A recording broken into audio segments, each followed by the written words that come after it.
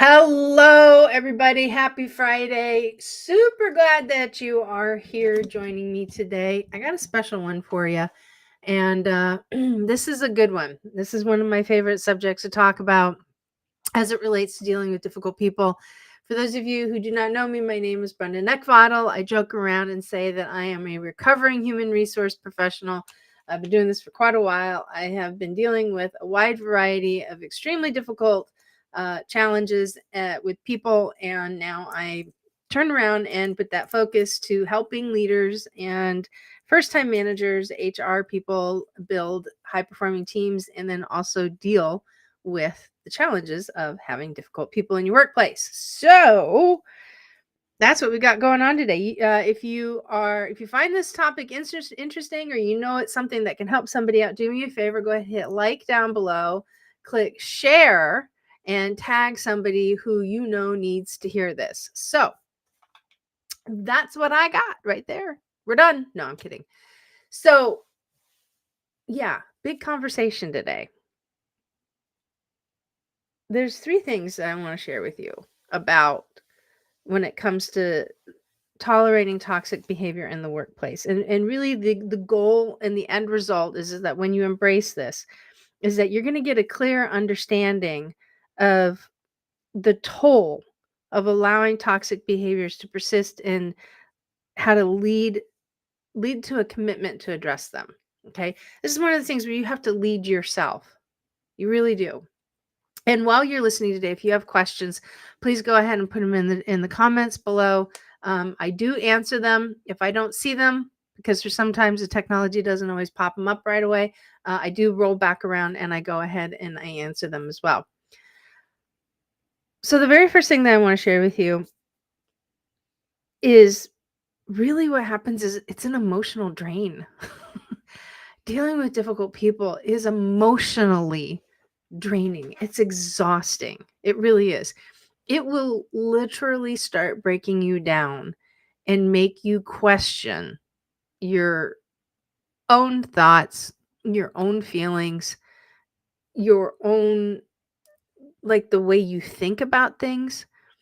Like, there are times where you're dealing with somebody and you just get so beat down. And if you're in a leadership position and you're feeling exhausted by dealing with somebody with toxic behavior, and they have not taken the steps to flip it around or turn it around and change undesired behavior into desired behavior, and always constantly having to deal with this person, it's going to impact team morale. Now, that's not to say that you're not going to have challenges any other time. You're going to. This is the nature of life, right? We can't avoid challenges, but when we are consumed, and sometimes not by choice. There are times where we can get consumed by people because we're just like constantly thinking, and we constantly replay that information that's in our head over and over and over again. Like, why did this happen? I don't understand it. And we're stuck, right? Because we haven't formed a neural pathway to actually move past it. And what happens is over time is that when you have so many of those cycles and the frustration that you feel and the emotional toil, like turmoil and toil that you go through, it degrades your morale, which if you're a leader, it transitions into degrading the team's morale. Even though you may be out there working to put on a brave front, even though you may be out there speaking positively, trying to come across as the most positive person or the most optimistic person, and it's very obvious, and it's you look physically tired. You look emotionally tired. It's going to impact team morale because they recognize that there's something going on, and it's not that it's inauthentic. You are still being very authentic, but fake it or make it doesn't always work. And sometimes teams they see right through that. And so they see that something's wrong. And then that's when my number one live and die rule in life kicks in. And that's in the absence of information, people make stuff up. And you're going to start wondering what's going on. And then there's going to be a story that's associated with that, just based on the evidence that they are looking for or the evidence that they're coming up with. Right. So the cost of not dealing with somebody is that it drains you, and it also impacts team morale. Another one of the things that it will cost you as a leader, as a person, as a coworker, and like a lot of these things that I talk about, it's not just between the follower and a leader relationship. This could be like you may work underneath somebody who's toxic. You may be an influencer within your own team and you work under somebody who's toxic, or you may work side by side with somebody, or it's so I look up and down, right? So you're in the middle, you go up, you got somebody you work with, and then down is where you have somebody that reports directly to you, and then side to side are your coworkers, right? So it applies in north, south, east, and west. But what happens is that when you're dealing with somebody who's toxic or somebody who has really super strong undesired behaviors, eventually what happens is that it impacts your own job satisfaction and it reduces your job satisfaction. You don't like coming to work anymore. Like, this isn't fun. The vast majority of our days are spent working. It would be great if we had fun at work. And for like personally, most of the time I am having fun. But it's that one person who doesn't want to jump on board, who wants to push back on the norm. It's that one person who actually wants to create the chaos and the mayhem within the team that sucks the fun right out of everything. If you're in a leadership position, let's hang on a second. Let's put a pin in that one for a second. So with you personally, just you, whether you're a leader or not, doesn't matter right now. When your job satisfaction starts going down, guess what happens to your productivity? It goes down too. I mean, you may still work to get the job done, but when you're anchored and you're weighed down by things, you're not going to get the type of productivity out of you that you would feel comfortable with, you would expect. And ultimately what happens is that if you truly honestly care about your work product, and if you care about what it is that you produce, and it's important for you to live up to, your obligations, you're going to notice that number one, it's going to get harder to do that kind of stuff because you're not motivated, and the discipline that is required, you have to put more effort into being disciplined to get stuff done. The other thing is that your emotional investment in producing stuff also diminishes as well. Now, when you are leading a team or you're influencing a team, ultimately what happens is that it's going your like if it's noticeable on your end, it's going to trickle into the rest of the team as well. Now, if that toxic individual is impacting the entire team, yeah, absolutely. When that job satisfaction goes down because they really just don't want to go and tolerate this person for the day, or they just wish that they didn't have to for the day, look, then productivity across the board starts coming down because everybody is going to be experiencing the same thing as you, meaning that they are going to struggle with living up to their end of the bargain when it comes to work. I mean, there's no fun in it. There's no fun when you're dealing with somebody who's toxic. It really isn't. Okay. So if you're feeling it, it's likely somebody else in your team is feeling it. And ultimately what happens is that productivity comes down. Have you ever noticed that when that toxic person calls in sick, or they're on PTO or vacation, or they're just not around for a while, like the atmosphere just lightens up? people are, right? The weight comes off of their shoulder. So it is a cost. Okay. It's an absolute cost. And believe it or not, these are the kinds of things that get studied.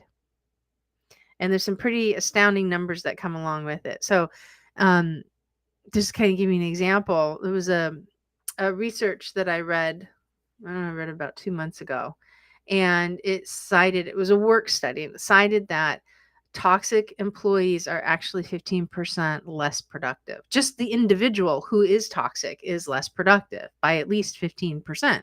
So if the toxic person is less productive and you or your team is experiencing a loss of productivity because of that, I mean, obviously the number is going to be probably a little bit shorter or smaller than that. But what if it was equal and it happened to everybody across the board? That 15% multiplied times how many people are being negatively impacted by that adds up. That's a lot. And that's a lot of labor dollars on top of it. So if you want to look at the cost, right now we're just talking about the intrinsic cost. But if you want to look at the financial cost, calculate a loss of productivity because of a toxic individual on your team and the probability. So you can gauge, like if you have 8 people on your team, you can calculate, because you have labor numbers, easily about take 15% of that of each person's salary, and then multiply that times, just maybe do 50% of your team, or 30% of your team, or 40% of your team, or 60% of your team. You're actually going to see a financial number to back it up. Okay. Trust me, you can quantify anything and everything when it comes to employees, because you're quantifying salary and you're qualifying wages, quantifying wages. All right. And the third thing that happens, the third form of a cost, is that it hinders your personal growth, or your professional growth, your personal professional growth, right? There's no opportunity for you to learn, grow, and develop if you can't get past the toxic person. If whatever this toxic person is doing or not doing, and it's creating more workload for you, then ultimately you're not really interested in progressing. It's not going to allow the opportunity to flourish and develop and, help build. Well, when you look at that from the perspective of being a leader, what that does is that now puts a risk of high turnover in place. So you as an individual, like if the boss is toxic, or if you have a toxic coworker that's lateral to you, that it could motivate somebody over time, could motivate you over time to go ahead and uproot and go find something else. Go find someplace else where the sun is shining and the grass is greener. And those places do exist. I know a lot of people say, well, the grass is never greener on the other side. Well, sometimes it is. Okay. Sometimes it is way better to get out from underneath or get away from somebody who's just inherently nasty like this, right? But what does that mean when that trickles over into the rest of your team? So if you're a leader or an influencer in your organization, and a toxic person, if there's a high cost associated with that person, and professional growth gets hindered, that also means that the risk of high turnover starts to increase, which is also something that you can quantify as well. You can quantify your turnover.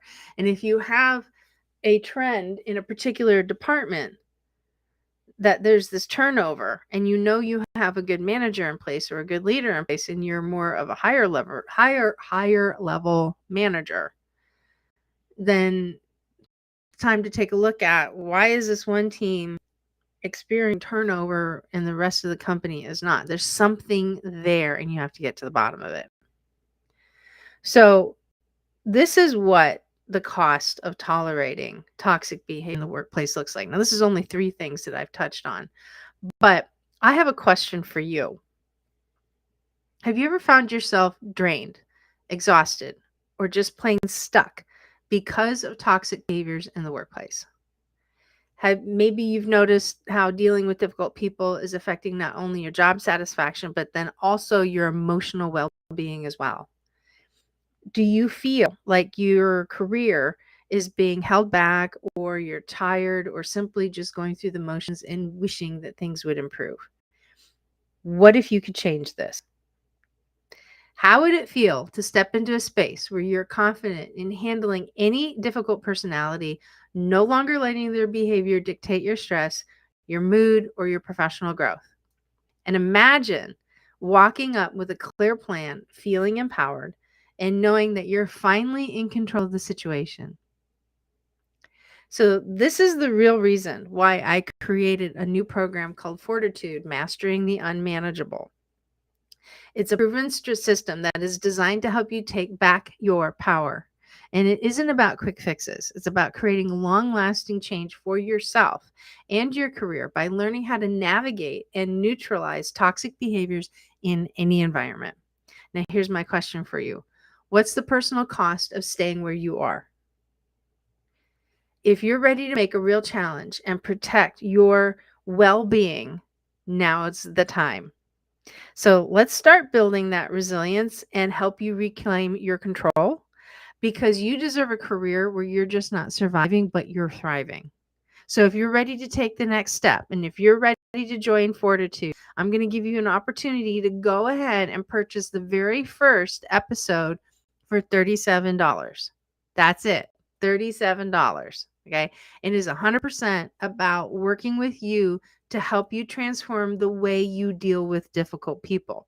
If this is you, I want you to go ahead and put "this is me" in the DM me directly, and I will send you information and a link to go ahead and check out the new Fortitude program, Mastering the Unmanageable. And so that way you can transform the way you deal with difficult people starting right now.